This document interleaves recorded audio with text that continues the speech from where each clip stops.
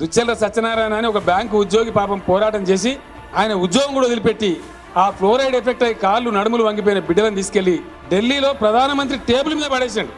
అయ్యా ఇది మా నల్గొండ బతుకు, ఎందుకు మేము ఇట్లా బతకాలి, మా జిల్లాలో నాగార్జున సాగర్ ఉన్నది, తాగునీళ్ళు కూడా మాకు దిక్కు లేదు, మేము నోసుకోలేదని చెప్పి భారతదేశ ప్రధానమంత్రి టేబుల్ మీద ఆ పాపలను పండబెట్టి చూపిస్తే కూడా మనకు పరిష్కారం రాదు.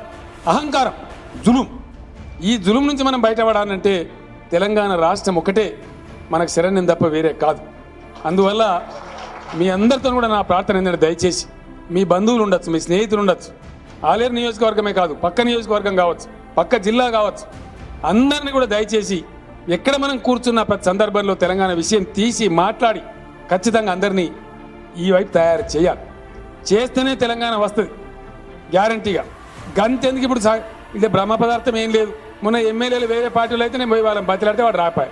అదే 89 మంది టీఆర్ఎస్ ఎమ్మెల్యేలు ఉంటే దంచి బల్ల గుద్ది తీసుకోం తెలంగాణ భవన్కి వచ్చి సలాం కొట్టి రాసియారు తెలంగాణ కీలేరికి వాత పెట్టాలి. కాబట్టి నా ప్రార్థన మీతో సందర్భం ఏదైనా కావచ్చు, రేపు డిసెంబర్ తర్వాత మళ్ళీ మనం పెద్ద ఎత్తున పోరాటానికి పోతాం. మర్యాద కోసం చూస్తున్నాం. శ్రీకృష్ణ కమిటీ అని వేసినారు కాబట్టి సరే మనం కూడా నివేదిక ఇచ్చినాం, ఇన్నేం లోపుకి పట్టినాం, న్యాయం జరుగుతుందని చెప్పి ఆశిస్తున్నాం.